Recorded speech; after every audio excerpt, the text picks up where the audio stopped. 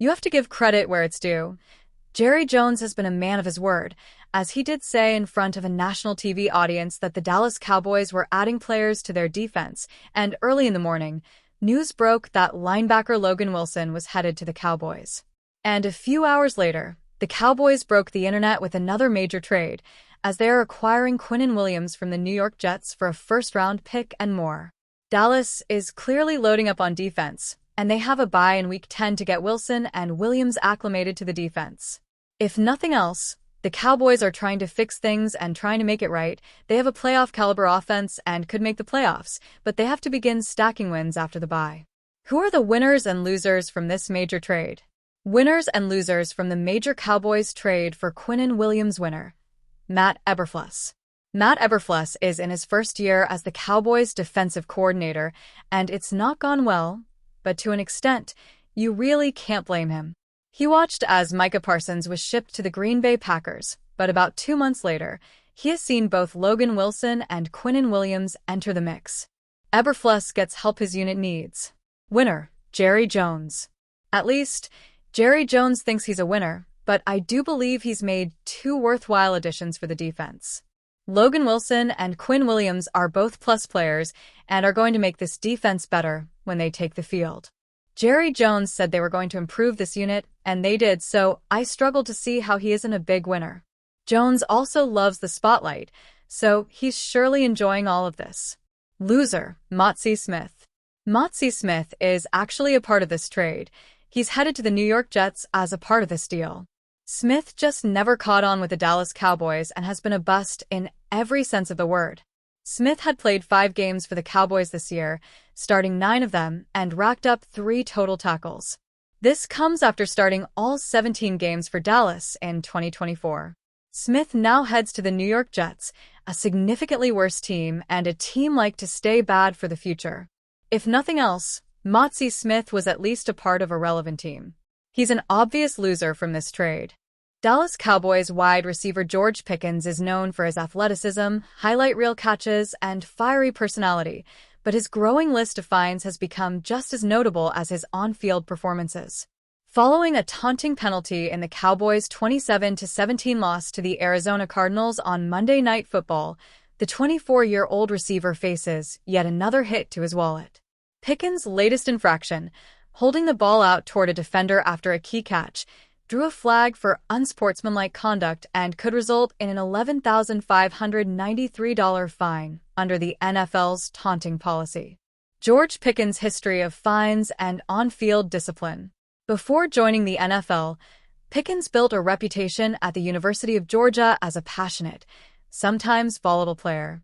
During the 2019 rivalry game against Georgia Tech, he got into a heated fight with cornerback Trey Swilling, throwing punches and even attempting to push him into a wall in the end zone. Both players were ejected, and Pickens was suspended for the first half of the SEC championship game.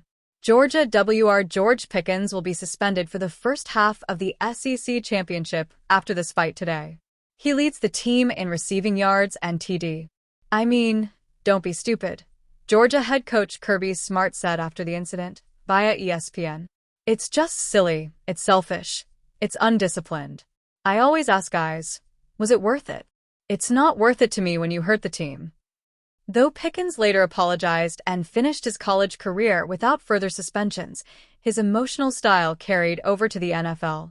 According to Sporting News, in 2023, as a member of the Pittsburgh Steelers, Pickens was fined multiple times for unnecessary roughness and taunting, including 2 separate $8,525 penalties in a win over the Los Angeles Rams. After the game, Pickens told reporters he felt targeted. They're kind of looking for me to mess up and guys are antagonizing me more because today is the first time I'd seen anything like that, he said. That same season, the NFL fined him $16,391 for waving at Cincinnati Bengals defenders during a touchdown celebration, a move deemed taunting even though no flag was thrown on the field. By season's end, CBS Sports reported that Pickens had racked up more than $200,000 in total fines from the league and the team combined. Repeated incidents lead to NFL scrutiny. Pickens' reputation for emotional outbursts followed him into 2024. He was fined twice in a loss to the Cowboys, once for grabbing cornerback Jordan Lewis' face mask, $10,230, and again for wearing unapproved eye black that read, "Open, expletive, always," which cost him another $10,231. He later added a $16,883 fine for a face mask penalty in a win over the Washington Commanders and was involved in a post-game fight with Cleveland Browns cornerback Greg Newsome too. Although the NFL did not discipline him for the altercation, it reignited conversations about Pickens' maturity. Steelers head coach Mike Tomlin addressed the issue bluntly after a December 2024 game. "He's just gotta grow up. This is an emotional game, man. He's got a target on his back because he's George. He understands that, but he's got to grow up, and he's got to grow up in a hurry." By the end of the 2024 season, Pickens had accumulated $90,548 in fines, prompting Pittsburgh to trade him to the Cowboys during the offseason. 2025 season. George Pickens has a new team, same issues. George Pickens flagged for taunting, 15-yard penalty. Despite the change of scenery, Pickens' disciplinary issues have continued into 2025. In Week 2, he was fined twice, $14,491 for a finger gun celebration against the New York Giants and another $14,491 for removing his helmet before leaving the field. Then, in Week 7 against Washington, he was fined $11,593 for taunting after gesturing toward a defender following a first down catch. Now, with another potential fine looming after the Week 9 incident, Pickens' total career fines are estimated to exceed $350,000, a staggering number for a player still on his rookie-scale contract. The Cowboys, who traded for Pickens in hopes of adding a playmaker to their offense, now find themselves managing both his talent and his temperament. Once again, the Dallas Cowboys' defensive woes were just too much to overcome. Despite being at home and facing a team on a 5-game losing streak with a backup quarterback, they could never get their offense off the field. The Cowboys fell to 3-5-1, but there's still some hope for this team if they're willing to make the necessary additions. And, according to a report by NFL Network insider Ian Rappaport, the answer to their prayers may have fallen right into their laps. The Dallas Cowboys must sign ASANTE Samuel Jr. Chargers FA-CB ASANTE Samuel, who had a spinal fusion procedure this offseason, was fully cleared to return to the NFL by respected doctors David Okonkwo and Nick Theodore in a letter agent Trayvon Smith presented to NFL teams, Rappaport wrote on X. Samuel becomes a top FA and fascinating addition.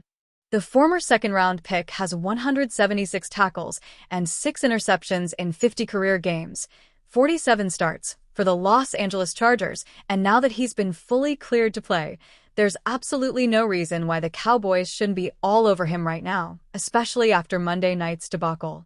Matt Eberflus secondary allowed Jacoby Brissett to complete 21 of 31 passes for 261 yards and 2 touchdowns.